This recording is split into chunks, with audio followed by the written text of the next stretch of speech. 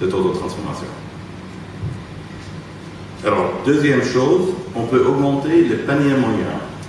Par exemple, ici, chez Walmart, je peux dire je veux acheter un jouet pour un garçon entre 3 et 4 ans et je ne veux pas dépenser plus de $50. Et je peux chercher tous les produits qui est meilleur noté, 4 et 5 étoiles, pour cette catégorie. Et comme ça, je peux découvrir le produit que je n'ai pas pensé acheter en avance, mais comme c'est les produits intéressants, si meilleur noté pour cette catégorie, c'est le produit qui est très intéressant pour moi. Par exemple, je peux dire, je suis une femme entre 25 et 30 ans, j'habite à Lille, et je veux voir le produit qui est meilleur noté par les autres femmes qui habitent à Lille, qui ont entre 25 et 30 ans. Et ça, on s'appelle social networking,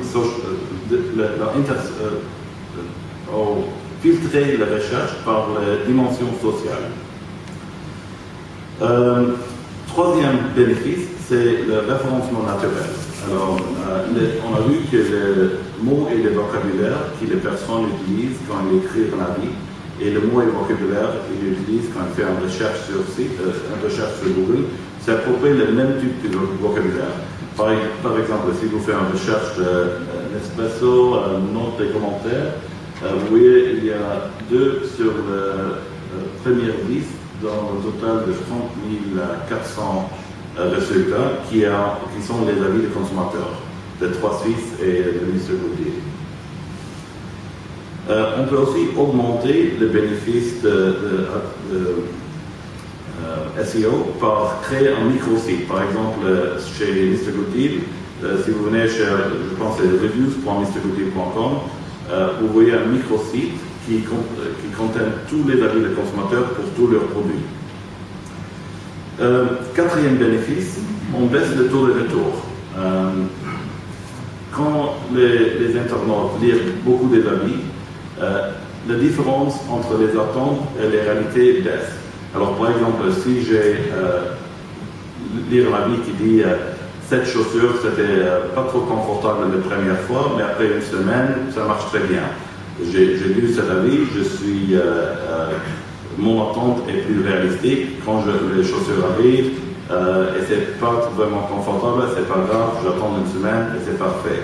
Si j'ai pas lu cet avis, non, ça marche pas, il faut retourner le produit. Cinquième bénéfice, vous pouvez utiliser les avis des consommateurs dans votre marketing. Aujourd'hui, on a beaucoup d'email marketing ou peut-être spam qui contenent beaucoup de... Alors, cet produit, cet prix, mais ce n'est pas vraiment relevant pour moi. Si j'ai un email pour le produit qui est meilleur noté par les autres personnes comme moi, c'est beaucoup plus relevant. Et finalement, pour le marchand multicanal, vous pouvez utiliser cet contenu aussi dans votre magasin. Par exemple, chez Sephora, aujourd'hui aux États-Unis, si je vois un produit dans un magasin et j'ai envie de lire les avis des consommateurs, par mon iPhone, mon BlackBerry, je tape m.sephora.com et je peux lire les avis dans le magasin. Et comme ça, je peux augmenter le taux de transformation dans le magasin offline par le contenu qui est généré online. Alors, si on fait un petit sommaire de tous les bénéfices, aujourd'hui, en première chose, il y a plus de trafic sur votre site grâce à bénéfice SEO. Après, quand le trafic arrive, les probabilités d'achat augmentent grâce à l'augmentation du taux de transformation.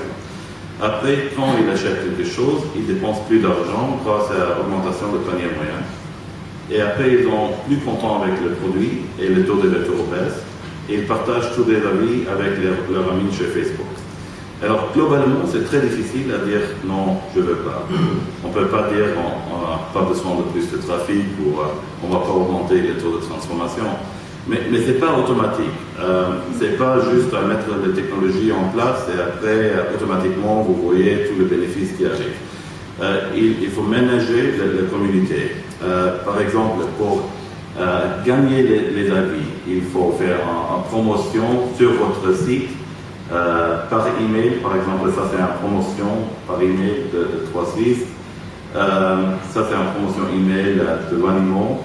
Il faut vraiment engager la communauté, donner les incentives pour partager les avis, pour prendre 20 minutes d'écrire un avis et motiver les internautes.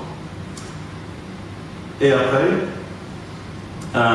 quand vous avez les avis des consommateurs, vous pouvez engager les clients dans plusieurs autres dimensions. Par exemple, avec les questions-réponses. On a aujourd'hui une solution qui permet les clients de demander en question par les autres internautes. Alors, par exemple, je vais acheter cet ordinateur, mais est-ce que je peux voir le DVD américain sur cet ordinateur ou pas? Pour les questions très spécifiques, c'est très intéressant parce que si je pense acheter quelque chose et je ne suis pas vraiment sûr, mais je vois en réponse tout de suite, je suis convaincu, j'achète. Alors il y a encore plus de taux de transformation. On voit aussi un bénéfice au niveau de SEO parce qu'il y a beaucoup de personnes qui posent des questions sur Google. C'est acheter 1080i, c'est quoi vraiment? Et si je pose des questions à Google, j'ai beaucoup de questions-réponses sur mon site, j'attire beaucoup plus de trafic. Et on voit aussi que l'audience est un petit peu différente. Les personnes qui posent des questions ne sont pas vraiment le même type de personnes qui a écrit un avis. C'est plutôt le sceptique qui pose des questions. Mais le répondeur de questions, c'est le même type de personnes comme les personnes qui écrivent les avis. Et comme ça, vous créez un dialogue entre votre client fidèle et convaincu et votre client un petit peu sceptique. Et vous utilisez votre clientèle fidèle comme un Salesforce, Extended Salesforce. On a aussi une solution de partager le témoignage et histoire. Par exemple, ça c'est philosophy.com, on a aussi une société qui s'appelle David's Bridal. C'est un site qui vend robes de mariage et d'autres choses comme ça. Et bien sûr, on peut noter les robes de mariage, mais il n'y a pas beaucoup de femmes qui vont dire ma robe de mariage 2 étoiles. Et comme ça, on a besoin de aussi partager l'histoire. Pourquoi j'ai choisi ce magasin, cette société, l'expérience globale. Et comme ça, on s'appelle Stories pour faciliter les internautes à partager leur histoire. Et finalement, comme M. Kaufman a dit, je vous laisse avec le sentiment « Act now ».